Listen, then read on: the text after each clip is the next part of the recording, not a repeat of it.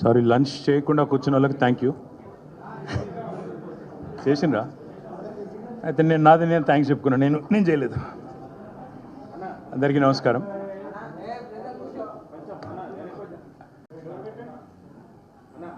నిన్న మొన్న ప్రభుత్వ పెద్దలు వినబడుతుందా? ప్రభుత్వ పెద్దలు కొన్ని అబద్ధాలు పదే పదే వల్లె వేస్తుంటే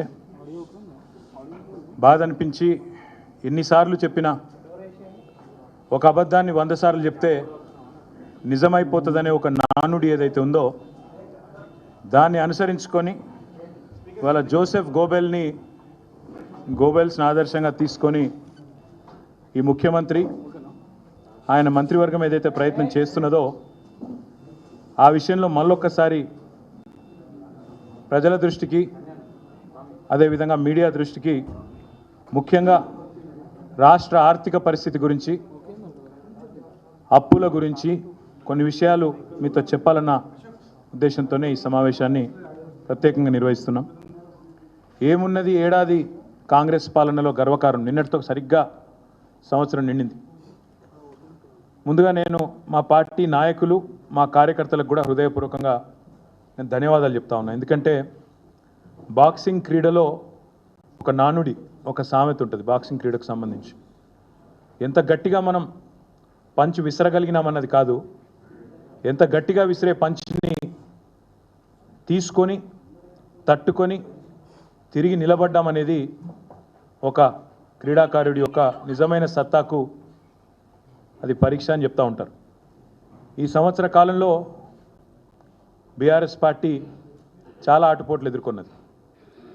అసెంబ్లీ ఎన్నికల్లో స్వల్ప తేడాతో ఓటమి పాలైన, ఆ తర్వాత కేసీఆర్ గారికి శారీరకంగా గాయం పాలై వారు కూడా దాదాపు 3 నెలల పాటు ఇబ్బంది పడ్డా, ఆ తర్వాత మా నాయకురాలు కవిత గారిని అరెస్టు చేసి 5.5 నెలలు జైల్లో పెట్టినా, తర్వాత పార్లమెంట్ ఎన్నికల్లో మరి ఊహించని ఓటమి పాలైన, అదే మాదిరిగా మా పార్టీ బ్యానర్ మీద గెలిచిన, మా పార్టీ జెండా మీద గెలిచిన 10 మంది ఎమ్మెల్యేలు కాంగ్రెస్ పార్టీలో చేరి వారిని గెలిపించిన ప్రజలకు ద్రోహం చేసిన, ఇవన్నీ కూడా తట్టుకొని ఎన్నో విషమ పరీక్షలు మా మీద కేసులు పెట్టినా, మమ్మల్ని ఇబ్బంది పెట్టే ప్రయత్నం చేసిన, అడుగడుగున అవమానాలు వేధించే ప్రయత్నం చేసిన, ఇవాళ సంవత్సరం తర్వాత తిరిగి మళ్ళీ ఒకవైపు గురుకుల బాట పట్టిన, మరొక వైపు లగచర్లలో గిరిజన రైతుల పక్షాన నిలబడ్డా, అదేవిధంగా రాష్ట్రంలోని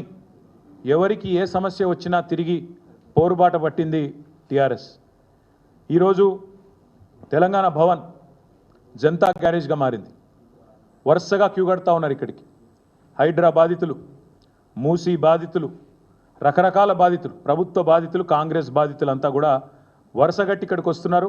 వచ్చి వారి వేదన, వారి బాధ చెప్పుకుంటూ ఉన్నారు. అందుకే నేను అనేది, మా నాయకులకు మా కార్యకర్తలకు ముందుగా శిరస్సు వంచి వారి పోరాట స్ఫూర్తికి నా ధన్యవాదాలు తెలియజేస్తా ఉన్నా. ముఖ్యంగా సోషల్ మీడియాలో కూడా ఎక్కడికక్కడ ఖండాంతరాల్లో ఉండే మా తమ్ముళ్ళు మా చెల్లెళ్ళు కూడా చాలామంది మరి పార్టీ ఉండాలా, ఖచ్చితంగా తెలంగాణకు శ్రీరామ రక్ష అంటే కేసీఆర్ నాయకత్వం అని చెప్పి బలంగా నమ్మి వాలంటీర్గా పనిచేస్తున్న తమ్ముళ్లకు చెల్లెళ్లకు, సోషల్ మీడియా సైనికులకు, క్షేత్రస్థాయిలో ప్రతిరోజు కాంగ్రెస్తో తలపడుతున్న మా కార్యకర్తలకు, కేసులకు వెరవకుండా ఇవాళ సింహాల్లాగా పోరాడుతున్న మా నాయకులందరికీ పేరు పేరున హృదయపూర్వకంగా ధన్యవాదాలు తెలియజేస్తూ, మరొక 4 ఏళ్ళు ఈ పోరాటాన్ని ఇంకా ఉధృతంగా తీసుకుపోదామనే ఒక కేసీఆర్ గారి సూచన, కేసీఆర్ గారి భావన కూడా మీకు తెలియజేస్తూ, మరి ఏడాది పాలనలో ఏమున్నది గర్వకారణం అంటే, రాష్ట్రం ఇవాళ నిజంగా చూస్తే రేవంత్ రెడ్డి ప్రభుత్వం వచ్చిన తర్వాత 1,00,000 కోట్లు అప్పులు కొత్తాయి. రేవంత్ బ్రదర్సు మాలామాలైనరు. రాష్ట్రం మాత్రం అధోగతి పాలైన మాట వాస్తవం. ప్రజలు తిప్పల పాలైన మాట కూడా వాస్తవం. తెలంగాణ ప్రజలకు ఈరోజు రేవంత్ రెడ్డి పాలన, కాంగ్రెస్ సర్కారు పాలన అంటే గుర్తొచ్చేది ఒకవైపు 1,00,000 కోట్ల అప్పులు, మరొక వైపు వారు చేసిన దారుణ ఘాతకాలు, తప్పులు. సంవత్సరం నిండింది. మరి సంవత్సరం నిండిన తర్వాత ఏం సాధించినవయ్యా నువ్వు అని చెప్పారు అని అడిగితే చెప్పడానికి సమాధానాలు లేవు. ఏదో పేరుకి ఆర్భాటము, హడావుడి తప్ప ఈరోజు నిజంగా చెప్పడానికి సమాధానాలు లేవు. అందుకే ముఖ్యమంత్రి తన తప్పులను కప్పిపుచ్చుకోవడానికే మళ్ళీ అప్పులు అంటూ తప్పుడు కూతలు కూస్తూ ఉన్నాడు. అప్పులు అంటూ తప్పుడు కూతలు కూస్తున్న ముఖ్యమంత్రికి నేను చెప్పేది, అప్పుల మీద కాదు జరగాల్సింది, నీ తప్పుల మీద చర్చ. తెలంగాణ సమాజంలో మేము తప్పకుండా నిన్ను సూటిగా ఇవాళ కొన్ని ప్రశ్నలు అడుగుతున్నాం, దమ్ముంటే సమాధానం చెప్పు. సీఎం అంటే ఇవాళ నువ్వు సీఎం పదవి చేపట్టిన తర్వాత ఆ పదవి స్థాయి కూడా దిగదార్చినావు నువ్వు. ఇవాళ నీ ప్రభుత్వంలో ఎవరన్నా బాగుపడ్డారంటే అనుముల బ్రదర్స్ మాత్రమే బాగుపడ్డారు. నీ ప్రభుత్వంలో ఎవరికన్నా ఏమైనా లాభం జరిగింది అంటే కేవలం అనుముల రేవంత్ రెడ్డి, అనుముల తిరుపతి రెడ్డి, అనుముల జగదీష్ రెడ్డి, అనుముల కొండల్ రెడ్డి, అనుముల కృష్ణారెడ్డి, ఇంకా మిగతా బ్రదర్స్కి మాత్రమే లాభం జరిగింది. హైలైట్ ఏంటంటే రాష్ట్రానికే 1000 కోట్ల స్థాయిలో పెట్టుబడి ఇచ్చే స్థాయికి అనుముల కుటుంబం చేరిందని చెప్పి వాళ్ళ ప్రజలు అనుకుంటున్న మాట వాస్తవం. మరి వచ్చే సంవత్సరం ఫోర్బ్స్ జాబితాలో రిచెస్ట్ బ్రదర్స్ ఎవరయ్యా అంటే అనుముల బ్రదర్స్ అని వస్తుందేమో, అదానిని కూడా దాటేస్తారేమో అని చెప్పి ప్రజలు కూడా అనుకుంటున్న మాట వాస్తవం. నీ ఏలుబడిలో రాష్ట్రానికి రాబడి తెచ్చే తెలివి లేదు, రాష్ట్ర సంపద పెంచే సోయి లేదు, స్పృహ లేదు, ఒక్కటి కూడా కనీసం పాజిటివ్ పని చేసిన ముఖం లేదు. ఏం చేయాలా? అందుకే నోటికి వచ్చినట్టు తెల్లారలేస్తే కాకి కూతలు చెప్తా. మేము మా నాయకులు ఎప్పుడు చెప్తా ఉంటారు, కేసీఆర్ను తిట్లు, కేసీఆర్కు తిట్లు, దేవుళ్ళ మీద ఓట్లు, ఇచ్చిన హామీలకు తూట్లు. ఇదే నువ్వు చేసింది ఏందా సంవత్సరం అంటే ఒగ్గిది. మాట్లాడితే ముఖ్యమంత్రి అనేవాడు రాష్ట్ర ప్రతిష్ట పెంచాల్సిన ప్రయత్నం చేయాల్సింది పోయి ఇవాళ రాష్ట్ర ప్రతిష్టను, రాష్ట్ర పరువును గంగలో కలిపినట్టు రాష్ట్రం దివాలా తీసిందని దివ్యంగా ఉన్న రాష్ట్రం మీద దివాలా తీసిందని ఆరోపణలు చేసే ఒక దివాలాకోరు ముఖ్యమంత్రి మనకు ఉండడమే ఇవాళ నిజంగా కూడా మనం చేసుకున్న దురదృష్టం. కొత్త పరిశ్రమలు కాదు, ఉన్న పరిశ్రమలే తరలిపోతున్నాయి. యువతకి, ఉపాధికి, రాష్ట్ర ప్రగతికి తీరని అన్యాయం రేవంత్ రెడ్డి చేస్తూ ఉన్నాడు. ఇవాళ కొత్త స్లోగన్ పెట్టినాడు, ఇవాళ కొత్త పిఆర్ఓలను పెట్టుకున్నట్టున్నాడు. 2-3 కొత్తగా ఇంగ్లీష్ వచ్చిన వాళ్ళు తోడైనరు. తెలంగాణ రైజింగ్ అట. ఎండ్ల రైజింగ్ అవుతుంది చెప్పు. ఇండియా షేనింగ్ అని అప్పట్లో ఒకళ్ళు వాగినరు, వాళ్ళు అడ్రస్ లేకుండా వీకినరు. ఇక నువ్వు ఎవరిని పెట్టుకున్నట్టు నిన్న ఇయ్యాల 2 ఇంగ్లీష్ ముక్కలు వచ్చినోని ఆయన తెలంగాణ రైజింగ్ అట. తెలంగాణ రైజింగ్ కాదు, అనుముల బ్రదర్స్ రైజింగ్. తెలంగాణలో అదానితో పోటీ పడుతూ ఆస్తులు ఎవరికన్నా సృష్టించుకుంటున్నారంటే అనుముల బ్రదర్స్, రేవంత్ బ్రదర్స్ రైజింగు. తెలంగాణ మాత్రం ఫాలింగ్, ఇది పక్కా. నువ్వు ఎవరినన్నాడు? నీకు చేతనైతే నీ కొండారెడ్డి పల్లెకి పోయి ఆడ కూర్చో, రచ్చబండ మీద కూర్చొని పోలీసు వాళ్ళని పక్కకు పెట్టి అడుగు, చెప్తారు రైజింగా ఫాలింగా ఏందో చెప్తారు. 12 నెలల పాలన మొత్తం అసత్యాలు, అర్ధసత్యాలు, అటెన్షన్ డైవర్షన్ స్కీములు తప్ప నువ్వు పీకింది ఏందని నేను అడుగుతా ఉన్నాను. ఒక హ్యాబిచువల్ లయర్ లాగా ఒక అలవాటుతో అబద్ధాలు ఆడే అబద్ధాల కోరు మాదిరిగా అటెన్షన్ డైవర్షన్ టెక్నిక్లు, మీడియా మేనేజ్మెంట్ టెక్నిక్లు తప్ప నువ్వు చేసింది ఏంది రేవంత్ రెడ్డి నేను అడుగుతా ఉన్నాను. ఇవాళ నేను అందుకే సూటిగా అడిగేది, అప్పుల చాటున అప్పులు అప్పులు అప్పులు అంటే తప్పుడు కూతల మాటున మళ్ళొక్కసారి నీ అసమర్థతను కప్పిపుచ్చుకునే ప్రయత్నం చేస్తే ఊరుకోము, వదిలిపెట్టాం. అందుకే వాస్తవాలు చెప్పడానికే ప్రజలకు ఈ ప్రెస్ మీట్ పెట్టినా, నేను తిట్టడానికి కాదు. మీరు గద్దెనెక్కిన మొదటి రోజే నిజానికి మా నాయకుడు మా కేసీఆర్ గారు చెప్పినారు, వాళ్ళను ఒక 3-4 నెలలు ఏమనకండి, నిర్మాణాత్మక ప్రతిపక్షంగా ఉండండి, శాసనసభల శాసన మండలిలో బయట అక్కసు వెలగక్కినట్టు ఉండొద్దు, మనం పద్ధతిగా ఉండాలి, మనం తెచ్చిన తెలంగాణ, కష్టపడి తెచ్చిన తెలంగాణ ఇది, ఎవరికి ప్రజలు అధికారం ఇచ్చినా తెలంగాణ బాగుండాలని కోరుకోవాలి, ఏమనకండి అన్నారు. మేమేమో అనలే. కానీ నువ్వు మొదటి రోజు నుంచి మొదలుపెట్టినావు అసెంబ్లీలో కారు కూతలు, పిచ్చివాగుడు, శ్వేతపత్రాల పేరిట డ్రామాలు. తప్పలేదు, నువ్వు శ్వేతపత్రాలు పెడితే మేము శ్వేతపత్రాలను బయట పెట్టినాం. నువ్వు ఆ అప్పుల గురించి మాట్లాడితే అప్పులను పెట్టుబడిగా పెట్టి సంపద సృష్టించిన వైనాన్ని ప్రజల ముందు పెట్టినాం. కానీ నువ్వు బంద్ చేస్తలేవు. మళ్ళీ నువ్వు, మీ మంత్రులు, మీ మీడియా మేనేజ్మెంట్ టెక్నిక్లతోని ఒక అబద్ధాన్ని 100 సార్లు చెప్తే నిజమవుతుంది అన్నట్టు అదే మాట పదే పదే పదే పదే పాడిందే పాటరా అన్నట్టు ఇవాళ మళ్ళొక్కసారి అసెంబ్లీలో ఎండగట్టినాం, మిమ్మల్ని బయట ఎండగట్టినాం, అయినా మళ్ళీ అదే సొల్లు పురాణం చెప్తా ఉన్నారు. కాబట్టి ఇవాళ మేము మళ్ళీ చెప్తా ఉన్నాం. అయినా ఇవాళ ఎందుకు వచ్చినాయి ఈ దొంగ ముచ్చట్లు? సంవత్సరం అయిపోయింది. సంవత్సరం అయిపోతే నువ్వు సాధించిన విజయాల గురించి చెప్పుకోవాలి. గొప్పగా ఇది చేసినాం, అది చేసినాం, పొడి చేసినా అని చెప్పుకోవాలి. కానీ నువ్వేం చేస్తున్నావు? నువ్వు కావాలని అప్పులు గిప్పులు అని మళ్ళీ తప్పుడు కూతలు ఎందుకు కూస్తున్నావు? ఒకటే ఒక కారణం. ఎందుకంటే నీ బాధ ఏంది? నీ 6 గ్యారంటీలు 100 రోజులు అన్నావు, దాని మీద చర్చ జరగద్దు. 420 హామీలు నువ్వు ఇచ్చినావు, వాటి మీద చర్చ జరగొద్దు. అందుకే నేను అంటున్నా, అప్పుల లెక్కలు కాదు, హామీల లెక్కలు చెప్పు. వడ్డీల ముచ్చట్లు కాదు, వాగ్దానాల ముచ్చట్లు చెప్పు. ఆ రోజు చాలా గొప్ప వాగ్దాటి ప్రదర్శించిండ్రు కదా నువ్వు, బట్టి విక్రమార్క ఇద్దరు. ఏమన్నారు ఆ రోజు ఒక టీవీలో చర్చ కూర్చోబెట్టి, మరి చాలా చెప్తున్నారు మీ ఇద్దరు అడ్డగోలు హామీలు ఇస్తుండ్రు, అవుతుందా మీతోని అని అడిగితే, మాకు అణువు తెలుసు, అనా పైసతో సహా లెక్కలు తెలుసు అని చెప్పి పెద్ద పెద్ద డైలాగులు కొట్టి ఆ రోజు టీవీల ముందు సొల్లు పురాణం చెప్పింది నువ్వు నీ డిప్యూటీ సీఎం కాదా? ఇవాళ వచ్చి మళ్ళీ దివాలాకోరు మాటలు మాట్లాడుతున్నా ఈ సన్నాసి ముఖ్యమంత్రిని నేను అడుగుతున్నా, నువ్వు కాదా ఆ రోజు చెప్పింది మాకు అనా పైసతో సహా ప్రతి లెక్క తెలుసు, ఎట్లా మాట నిలబెట్టుకోవాలో తెలుసు అని ఉదరగొట్టింది నువ్వు కాదా? ఆ రోజు దొంగ లెక్కలు, ఈరోజు కాకి అరుపులు. అందుకే మేము అనేది, దమ్ముంటే అప్పులపై కారు కూతలు కాదు, నీ అసమర్థ పాలనపైన శ్వేతపత్రం విడుదల చెయ్యి. నువ్వు చేసింది ఏందో చెప్పు. నువ్వు చేసింది ఏంది నిజానికి ఈ సంవత్సరంలో? కేసీఆర్ ఇచ్చిన ఉద్యోగాలు నీ ఖాతాలో రాయించుకుంటావు. నువ్వు ఎన్ని ఉద్యోగాలు ఇచ్చినా మొత్తం తిప్పి కొడితే 12,000 ఉద్యోగాలు ఇచ్చిండు రేవంత్ రెడ్డి. సంవత్సరంలో 2 లక్షల ఉద్యోగాలని చెప్పి దివాలాకోరు మాటలు చెప్పి గద్దెనెక్కిన కాంగ్రెస్ సంవత్సర కాలంలో ఇచ్చింది. రాహుల్ గాంధీకి రేపు ఎల్లుండి ఉత్తరం రాస్తా, మొత్తం నీ బండారం ఏందో నీ కథ ఏందో ఆయనకు తెలియదని నేను అనుకుంటలేను, కానీ తెలిసినా తెలియనట్టు యాక్టింగ్ చేస్తున్నాడు. ఆయన కూడా స్వాతిముత్యం యాక్టింగ్ చేస్తున్నాడు కాబట్టి ఆయన బండారం నీ బండారం బయట పెట్టాలి కాబట్టి చెప్తున్నా. నీ రాహుల్ గాంధీ అన్నట్టు ఆయన మీ నాయకుడు అశోక్ నగర్కి వచ్చిండు, మొదటి సంవత్సరంలో 2 లక్షల ఉద్యోగాలు ఇస్తా అని చెప్పి తెలుగులో ట్వీట్లు పెట్టిండు, నమ్మబలికిండు, తెలంగాణ యువతను మోసం చేసిండు. నీ ప్రభుత్వం వచ్చినాక నీవు ఇప్పటిదాకా ఇచ్చింది సంవత్సరంలో 12,000 చిల్లర ఉద్యోగాలు మాత్రమే. ఇంకా 1,87,000 ఉద్యోగాలు నీ ప్రభుత్వం బాకీ ఉంది తెలంగాణ యువతకు. అందుకే నేను అనేది, రేవంత్ రెడ్డి నిన్ను వదిలిపెట్టం, నువ్వెన్ని తప్పుడు కూతలు కూసినా నిన్ను వదిలిపెట్టే సమస్య లేదు.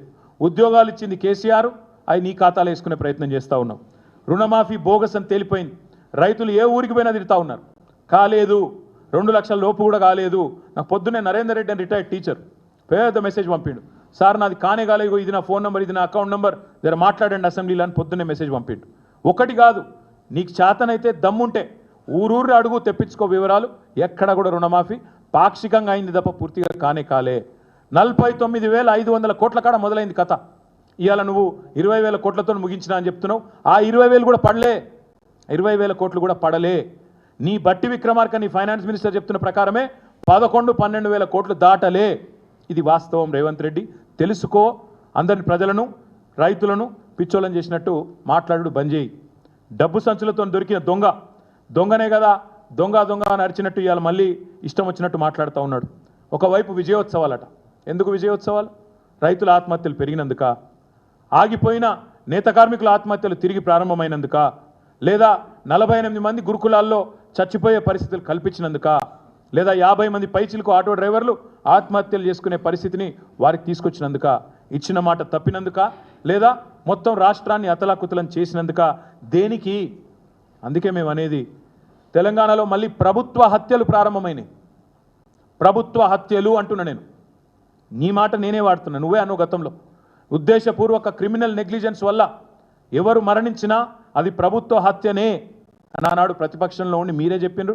అందుకే నేను అంటున్నా, ఇవాళ చనిపోయిన గురుకుల పిల్లలు ప్రభుత్వ హత్యలే, మొన్న చనిపోయిన శైలజది ప్రభుత్వ హత్యనే, చనిపోయిన ఆటో డ్రైవర్లన్నీ ప్రభుత్వ హత్యలే, చనిపోయిన రైతులై ప్రభుత్వ హత్యలే, బలవన్మరణానికి పాల్పడ్డ ఆత్మహత్యలు చేసుకున్న నేత కార్మికులై ఖచ్చితంగా ప్రభుత్వ హత్యలే.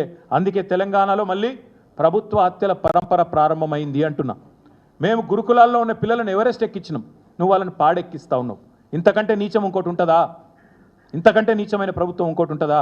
కనీసం పిల్లలకు బువ్వ చక్కగా పెట్టలేక మా ఆర్ఎస్ ప్రవీణ్ కుమార్ మీద ఏడుపులు, ఆయన కుట్ర చేసిండట, నేను కుట్ర చేసినమాట. సిగ్గన్నా ఉండాలా కనీసం మాట్లాడడానికి. ఇదో ప్రభుత్వం, మీదో బతుకు. మేము ఇవాళ మీ ముందు మీతో పాటు మొత్తం రాష్ట్ర ప్రజల ముందు కొన్ని విషయాలు స్పష్టంగా చెప్పదలుచుకున్నాం. ఇవాళ రేవంత్ రెడ్డి గారి దిక్కుమాలిన ప్రభుత్వం చెప్తున్న దివాలాకోరు మాటలకు ఇవి సమాధానాలు. ఆర్బీఐ లెక్కలు, సోషియో ఎకనామిక్ సర్వే లెక్కలు ఇవి నాయిగావు. మేము 10 ఏళ్లలో ఏం చేసినాం అంటాడు. తెలంగాణ 10 ఏళ్లలో కేసీఆర్ ఏం చేసిండు? ఈ సన్నాసి మాటలు మాట్లాడేది. మేము దివ్యమైన తెలంగాణగా మేము మార్చినాం, లెక్కలతో సహా నేను చెప్తా. 10 ఏళ్ల ప్రస్థానంలో స్వరాష్ట్రంగా మారడమే కాదు, అసలు వీళ్ళకు పరిపాలన వస్తుందా, తెలంగాణలోకి అంత సీనుందా అని మాట్లాడిన వాళ్ళందరూ నోర్లు ముయించే విధంగా ప్రగతి శిఖరాలను అందుకున్నది తెలంగాణ కేసీఆర్ గారి నాయకత్వంలో. విఫల రాష్ట్రం అవుతుందని చెప్పి పిల్లి శాపాలు పెట్టిన సన్నాసుల నోర్లు ముయించే విధంగా అద్భుత విజయ తీరాలను చేరుకున్నది Telangana. Most successful state in ఇండియాగా ఆనాడు తీర్చిదిద్దింది కేసీఆర్ గారి నాయకత్వం. ఈరోజు కూడా కాకపోతే నీకు అది ఇముడతలేదు. కేసీఆర్కి మంచి పేరు వస్తే, తెలంగాణకు మంచి పేరు వస్తే, తెలంగాణకు మంచి పేరు వచ్చినా కేసీఆర్కే వస్తుందని చెప్పి ఇవాళ ఇప్పటికి కూడా అదే తప్పుడు కూతలు కూస్తూ ఉన్నాం. కేవలం మీ పరిపాలన యొక్క వైఫల్యాలను, మీ చాతగాంతనాన్ని కప్పిపుచ్చుకోవడానికే చిల్లర మాటలు. నేను 3 విషయాలు మీ ముందు చెప్తా ఉన్నా. Socio economic survey, reserve bank of India లెక్కలు, ఇతర ఆర్థిక అభివృద్ధి సూచికలు. ముందుగా డెవలప్మెంట్ ఎక్స్పెండిచర్, ఇది నా లెక్క కాదు, సోషియో ఎకనామిక్ సర్వే చెప్పింది, తెలంగాణ ప్రభుత్వమే ప్రచురించిన లెక్క, పోయిన సంవత్సరం ప్రచురించిన లెక్క. దీని ప్రకారం డెవలప్మెంట్ ఎక్స్పెండిచర్ అంటే అభివృద్ధి పనుల మీద పెట్టే వ్యయం రూపాయి ఉంటే ఎంత. తెలంగాణలో మేము చేసిన మొత్తం నికర ఖర్చులో 10 ఏళ్లలో అభివృద్ధి కోసం పెట్టిన ఖర్చు 74%, 74% is development expenditure. This is the highest in the country for any state. ఇది మూర్ఖులకు, ఇక్కడ ఉండే సన్నాసులకు, కాంగ్రెస్ సన్నాసులకు తెలియకపోతే మేము చేయగలిగింది లేదు. చదువుకోవాలి. మా లెక్క కాదు, సోషియో ఎకనామిక్ సర్వే లెక్క ఇది. చదువుకోండి, కాపీ లేదంటే నేను పంపిస్తా. 100 రూపాయలు ఖర్చు పెడితే 74 రూపాయలు డెవలప్మెంట్ మీద ఖర్చు పెడితే దాన్ని తప్పులు మాట్లాడితే ఏమనాలి మిమ్మల్ని నేను. అదేవిధంగా committed expenditure as percentage of revenue receipts అంటే రాష్ట్రానికి వచ్చే ఆదాయంలో ఉద్యోగుల జీతభత్యాలు, అప్పులు, పెన్షన్లు ఇవన్నీ తీసేస్తే ఎంత మిగులుతుంది అని చెప్పే లెక్క. అగో దాని ప్రకారం తెలంగాణకు వచ్చిన ప్రతి రూపాయి ఆదాయంలో జీతాలకు, భత్యాలకు, పెన్షన్లకు, వడ్డీలకు పోయేది కేవలం 47 పైసలు. మిగతా 53 పైసలు బ్రహ్మాండంగా మీకు అభివృద్ధి కోసం అందుబాటులో ఉంది. దేశంలో అతి తక్కువ కమిటెడ్ ఎక్స్పెండిచర్ ఉన్న రాష్ట్రాలలో తెలంగాణ ఒకటి. ఇది అక్షర సత్యం. ఇది not my report, socio economic survey. 47 పైసలు పోతే ఇంకా 53 పైసలు మిగులుతాయి కదా, అందుబాటులో ఉన్నాయి కదా, చేతనైతే ఖర్చు పెట్టచ్చు కదా. ఆ తెలివి లేదు. నోరు బారేసుకోవడం, పనికి మాలిన కారు కూతలు కోయడం, ఇంకా మళ్ళీ మీదికెళ్ళి చిల్లర మాటలు. మాకు ఉన్నదంతా వడ్డీలు కడుతుంది పోతుంది, జీతాలకే పోతుంది, పెన్షన్లకే పోతుంది, అది కూడా మీకు తెలవాలి. దయచేసి నేను పత్రికా మిత్రులను కూడా కోరుతా ఉన్నాను. వాళ్ళు ఏ సొల్లు పడితే ఆ సొల్లు వాగితే మీరు అదో బైబిల్లో స్క్రిప్చర్ అన్నట్టు లేకపోతే ఇంకోటి అన్నట్టు మీరు రాయడం చాలా దారుణం. యాజ్ ఇట్ ఈస్ ప్రచురించడం, ఫ్యాక్ట్ చెక్ చేయకుండా చాలా దారుణం. దయచేసి నేను చెప్పేదానిలో కూడా తప్పుంటే ప్లీజ్ ఫ్యాక్ట్ చెక్. వాళ్ళు చెప్పేదానిలో తప్పున్నా ఫ్యాక్ట్ చెక్ చేయండి. ఆపోజిషన్ చెప్పేదైనా, గవర్నమెంట్ చెప్పేదైనా అవి వేదాలు కాదు, అవేం బైబిల్ సూక్తులు కాదు, అవేంలో ఖురాన్లోనో లేకపోతే ఇంకో దానిలోనో రాసిన గొప్ప విషయాలు కాదు. అందుకే మేము చెప్పేది, అసలు ఈ ముఖ్యమంత్రికి కానీ ఈ క్యాబినెట్ కానీ కనీస పరిజ్ఞానం, కనీస అవగాహన లేదు. వాళ్ళు మాకు అప్పజెప్పిపోయిన నాడు రాష్ట్రాన్ని 2014లో ఆనాడు అప్పజెప్పిపోయిన నాడు రెవెన్యూ సర్ప్లస్ 369 కోట్లు, 369 crores. ఈరోజు 2023లో డిసెంబర్లో మేము వీళ్ళకి అప్పజెప్పిపోయిన నాడు రెవెన్యూ సర్ప్లస్ 5,944 crores. 5,944 crores అంటే 16 రెట్లు ఎక్కువ సర్ప్లస్తో మీకు అప్పజెప్పి వచ్చినాం మేము. రెవెన్యూ సర్ప్లస్ అంటే ఏంది అసలు? Revenue receipts minus revenue expenditure. Revenue receipts అంటే ఏంది? రాష్ట్రం యొక్క సొంత ఆదాయం, కేంద్రం మీద గ్రాంట్స్ మీద ఆధారపడకుండా రాష్ట్రం యొక్క సొంత ఆదాయం ఏదైతే ఉంటుందో దాన్ని రెవెన్యూ రిసీట్స్ అంటారు. అంటే దబ్బన మోడీకి కోపం వచ్చింది, రూపాయి ఇయ్యడనుకో, రూపాయి కూడా ఇయ్యడనుకో, మరి అప్పుడు రాష్ట్రం మిగుల్లో ఉంటుందా లేక లోట్లో ఉంటుందా అనేది పాయింట్. మోడీకి కోపం వచ్చి కేంద్రం నుంచి మనకు రావాల్సిన పైసా ఒక్కటి రాకపోయినా, లేదా డెవల్యూషన్ కూడా మనకు రాజ్యాంగబద్ధంగా రావాల్సింది రాకపోయినా, తెలంగాణ యొక్క పరిస్థితి ఏంటంటే ఆర్థిక పరిస్థితి మేము వదిలిపెట్టిపోయినాడు, మేము దిగిపోయినాడు. రెవెన్యూ రెసీట్స్ పరంగా చూస్తే అగ్రభాగాన భారతదేశంలో ఉన్నాం, టాప్ 2nd ప్లేస్లో ఉన్నాం. Revenue receipts minus revenue expenditure అంటే రెవెన్యూ ఎక్స్పెండిచర్ అంటే ఏంటిది?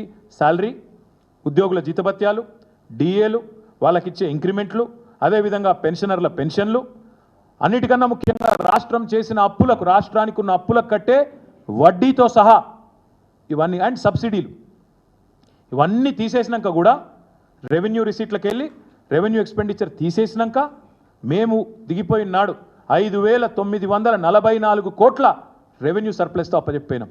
అందుకే నేను అనేది, ఇప్పటి నుంచి ఎవరైనా తప్పుడు కూతలు కూస్తే మేమేదో వాళ్ళు కనీసం వడ్డీలు కట్టలేక అప్పుల పాలైపోయి జీతాలు ఇవ్వలేక అంటే, అయితే మీకు బడ్జెట్లో ఏం పెట్టినో అదన్న తెలియదు, మీరు పెట్టిన బడ్జెట్లో ఏముందో మీకే తెలియదు. మీ రెవెన్యూ మంత్రి పెట్టింది ఇప్పుడు లెక్క, నేను చెప్పింది కాదు. మీ ఫైనాన్స్ మినిస్టర్ పెట్టిన లెక్క ఇది, డిప్యూటీ సీఎం పెట్టిన లెక్క మొన్న బడ్జెట్లో 5,944 crore.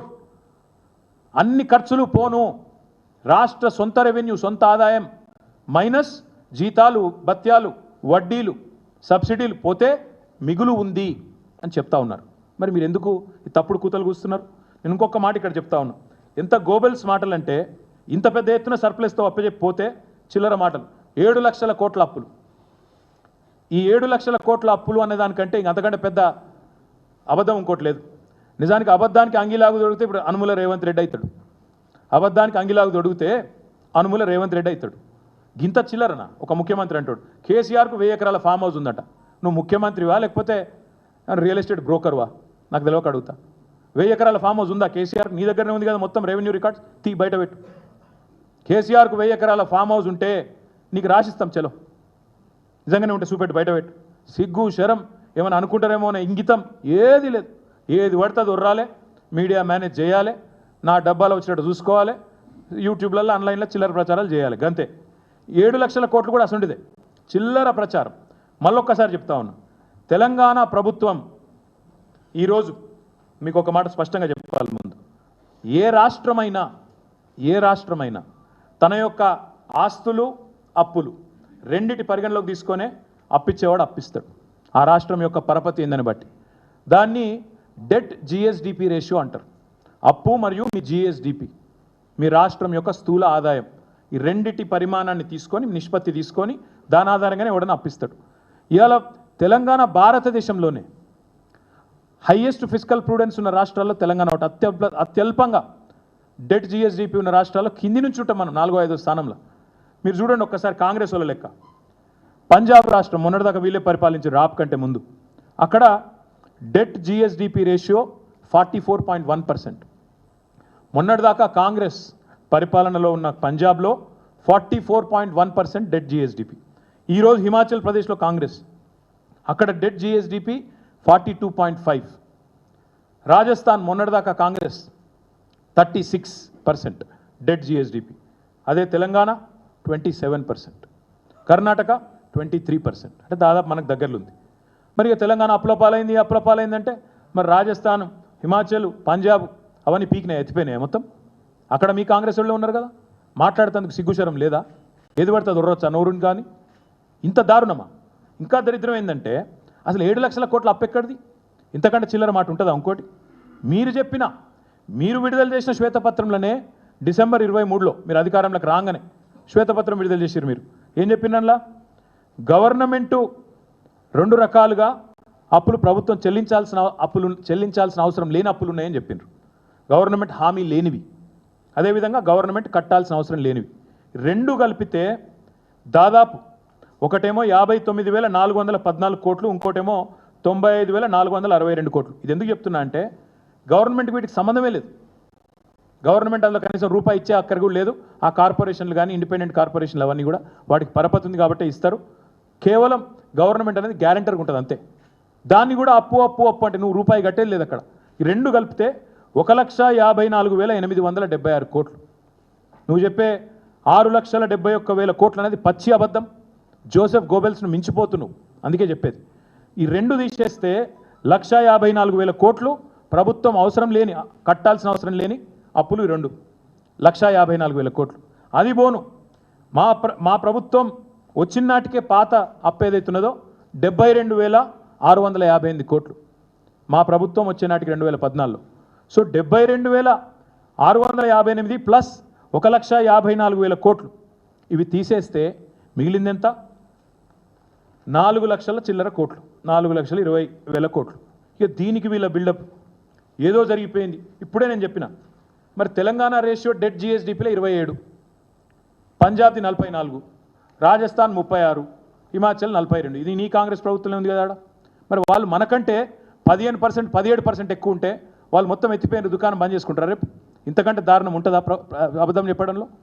దయచేసి ముఖ్యమంత్రి అనేది అప్పుల గురించి కాదు, నీ తప్పుల గురించి ఇలా ప్రజల్లో చర్చ జరగాల్సిన అవసరం ఉంది. అప్పుల గురించి తప్పుడు కూతలు కూయడం మానేయి. అయినా నేను అడుగుతున్న ఈ ముఖ్యమంత్రిని, ఇంకా నీ అప్పుల గురించి కూడా చెప్తా. ఇప్పుడు మేము 2014-15లో బాధ్యతలు స్వీకరించిన నాడు కానీ ఈరోజు కానీ మీరు చూస్తే రాష్ట్ర ఆదాయం ఎట్లా పెరిగిందో అదెందుకు చెప్పవు? రాష్ట్రం ఆనాడు బడ్జెట్ ఏంది, ఈరోజు బడ్జెట్ ఏంది, అదెందుకు చెప్పవు నువ్వు? అది చెప్పడు, అది దాచుకోవాలి. మీరు చూడండి, ఆ రోజు పర్ క్యాపిటా ఇన్కమ్ మేము బాధ్యతలు స్వీకరించినాడు 2014లో తలసరి ఆదాయం రాష్ట్రంది 1,24,000 14వ స్థానంలో ఉన్నాం. ఈరోజు 3,47,299 రూపాయలు నంబర్ 1 స్థానంలో ఉన్నాం. మరి అదెందుకో చెప్పవు? మనసు వస్తలేదా, నోరు వస్తలేదా? అదేవిధంగా మీరు చూడండి, రాష్ట్రము ఆనాడు బడ్జెట్ ఎంత, ఈరోజు బడ్జెట్ ఎంత? 2000 మీరు ఒక ఆనాడు ఈనాడు చూస్తే ఇంకొక మాట, నేను ఇక్కడ రాష్ట్రాల గురించి చెప్పినప్పుడు కేంద్రం గురించి కూడా చెప్పాలి. పంజాబ్ 44% ఉంటే డెట్ జిఎస్డిపి, హిమాచల్ 42% ఉంటే, రాజస్థాన్ 36 ఉంటే, తెలంగాణ 27% ఉంటే, కేంద్రం యొక్క డెట్ జీడిపి రేషియో 56%. మరి దేశం మొత్తం కూడా దివాలా అయిపోయిందా? దేశం మొత్తం అప్పుల పాలైపోయింది. మీరు మోడీ గారు కలిసి నాశనం చేసిండ్రా? కాంగ్రెస్ వాళ్ళు, బీజేపీ వాళ్ళు మేమైతే పరిపాలించలేదు కదా దేశాన్ని. మరి ఈ రకమైన మాటలు మాట్లాడడం ఎంతవరకు సమంజసం? అదేవిధంగా మరి తెలంగాణ గత 10 ఏళ్లలో దేశానికి ఎంత కాంట్రిబ్యూట్ చేసింది ఎందుకు చెప్పవు? ఆనాడు మేము అధికారంలోకి వచ్చినాడు 4% ఉండే దేశ జీడిపికి తెలంగాణ కాంట్రిబ్యూషన్. మరి ఈరోజు 5%, ఒక 1% పెరిగింది కదా దేశ జీడిపి కాంట్రిబ్యూషన్ తెలంగాణ. అదెందుకు చెప్పవు? ఆ రోజు బడ్జెట్ కేవలం 46,000 కోట్లు, సారీ రెవెన్యూ, తెలంగాణ రెవెన్యూ 46,000 కోట్లు, ఈరోజు 1,60,000 కోట్లు. మరి 4 రెట్ల రెవెన్యూ పెంచితే అది చెప్పవు. మేము జీడిపి కాంట్రిబ్యూషన్ 1% దేశానికి ఎక్కువ పెంచితే చెప్పవు. హైయెస్ట్ పర్ క్యాపిటల్ ఈ దేశంలో మన రాష్ట్రం ఉందని చెప్పవు.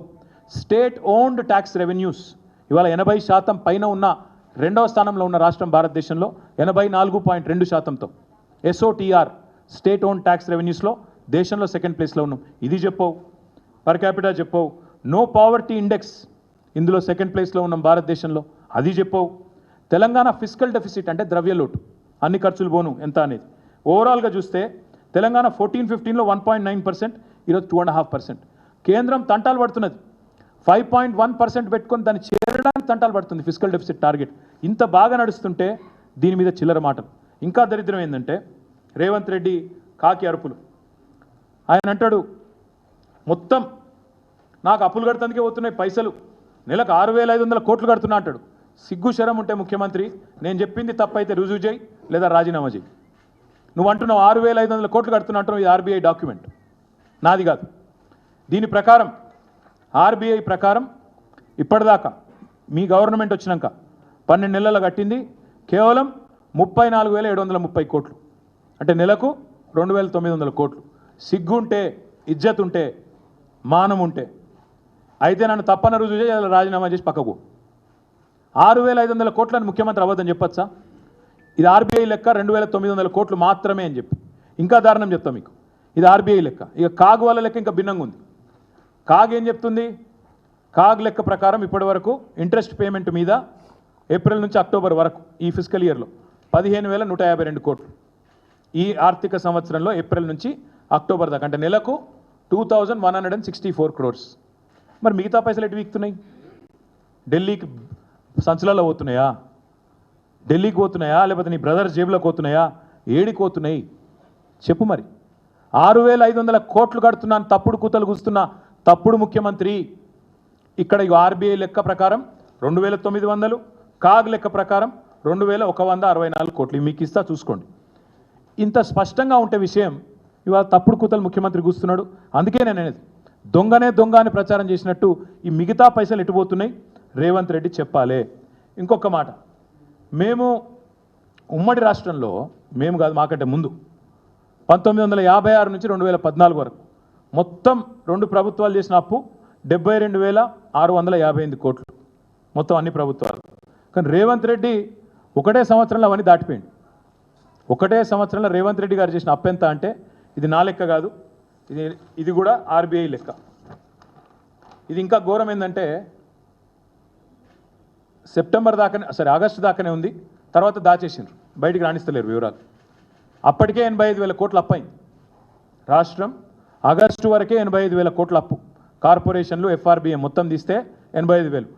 ఆగస్టు తర్వాత సెప్టెంబరు, అక్టోబరు, నవంబరు, ఇప్పుడు డిసెంబర్లో ఉన్నాం.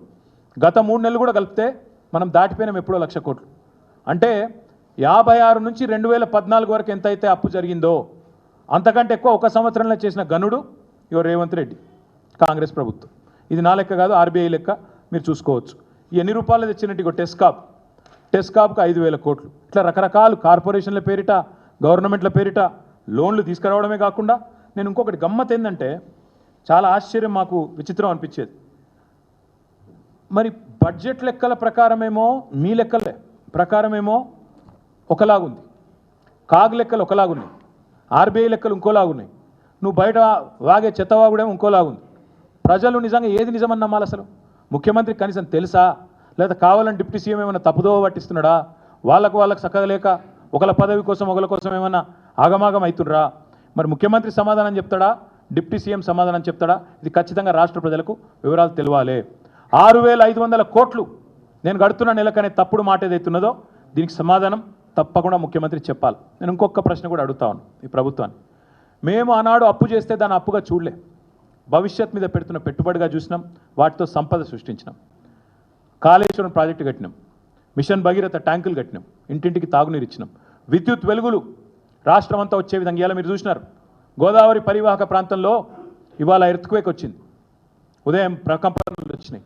ఎందుకు కట్టాల్సి వచ్చిందండి దామెరచర్లలో విద్యుత్ ఉత్పత్తి కేంద్రం? ఎందుకంటే this is one of the reasons. ఎప్పుడైనా ఒకటే పరివాహక ప్రాంతంలో అన్ని విద్యుత్ కేంద్రాలు కడితే దెబ్బన అక్కడేమైనా సివియర్గా ఎర్త్క్వేక్ వస్తే అన్ని విద్యుత్ ఉత్పత్తి కేంద్రాలు దెబ్బతింటే బ్యాకప్ ప్లాన్ ఉండాలన్నా వద్దా? ఒక గందుకే దామరచర్ల కట్టినాం. మాకు ఆ విజన్ ఉంది. ఆనాడు విద్యుత్ శాఖ మంత్రిగా జగదీష్ రెడ్డి గారు, ముఖ్యమంత్రిగా కేసీఆర్ గారు తీసుకున్న నిర్ణయం 4,000 పైచిల్కు మెగావాట్ల అల్ట్రా మెగా పవర్ ప్రాజెక్ట్ కట్టాలనే దామరచర్లలో తీసుకున్న నిర్ణయం సహేతుకం, సరైనది అని ఇవాళ మా నిర్ణయం కరెక్ట్ అని చెప్పి ప్రకృతి కూడా చెప్తా ఉన్నది. ఇంత సిగ్గుమాలిన వాళ్ళు దామరచర్లు ఎందుకు కడతారు, దాని వెనుక కథ ఏంది అని చిల్లర మాటలు మాట్లాడిన లేఖి మంత్రులకు కూడా నేను చెప్పే సమాధానం ఇగో ఇయ్యాల. ఎర్త్క్వేక్ ఏదైతే వచ్చిందో మొత్తం గోదావరి పరివాహక ప్రాంతంలో వచ్చింది, అది 5 వచ్చింది రిక్టర్ స్కేల్ మీద. ఎక్కువ వచ్చింటే మొత్తం విద్యుత్ కేంద్రాలు బంద్ అయిపోయింటే ఇప్పటికి రాష్ట్రం మొత్తం చీకట్లు ఉండకపోతుండేనా? ఒక గందుకే కట్టినాం దామరచర్లలా. గందుకే డీసెంట్రలైజ్ చేయాలి, గందుకే సెంట్రలైజ్ చేయొద్దు. ఇది కామన్ సెన్సు మీకు లేదు. మేమేం చేయాలి దానికి? మేము బ్రిడ్జిలు కట్టినాం, రోడ్లు కట్టినాం, ఫ్లైఓవర్లు కట్టినాం, అండర్ పాస్లు కట్టినాం, టీ హబ్బులు కట్టినాం, టీ వర్క్స్ కట్టినాం, జిల్లాకు ఐటీ సెంటర్లు కట్టినాం. నేను అడుగుతున్నా రేవంత్ రెడ్డి, 1,00,000 కోట్ల అప్పు దాటినావు, నువ్వు కట్టింది ఒక్కటి చూపెట్టు. నువ్వు కట్టింది ఒక్క ఇటుక ఎక్కనన్నా ఉన్నాయి గులగొట్టుడు తప్ప పీకిందేంది నువ్వు? పేదల ఇండ్లు హైదరాబాద్లో మూసీ కాడ గులగొడుతీవి, సున్నం చెరువు కాడ గులగొడుతీవి, హైడ్రా పేరు మీద బీభత్సం చేస్తేవి. ఒక్క మనిషి పని, ఒక్క ఇటుక ఎక్కడన్నా. మేము తీసుకొచ్చిన కంపెనీలకు రిబ్బన్ కటింగ్ చేసి పోజులు కొట్టుడు కాదు. మేము కోకాకోలా తెస్తే నేను ఆడపోయి ఈ మొగోడు ఏదో పెద్ద పోజులు కొట్టినట్టు ఇట్లా పట్టుకోయిందో ఇట్లా. నువ్వు పీకిందేముంది అందులో? కాళేశ్వరం నీళ్లు తెచ్చింది మేము, కోకాకోలా తెచ్చింది మేము.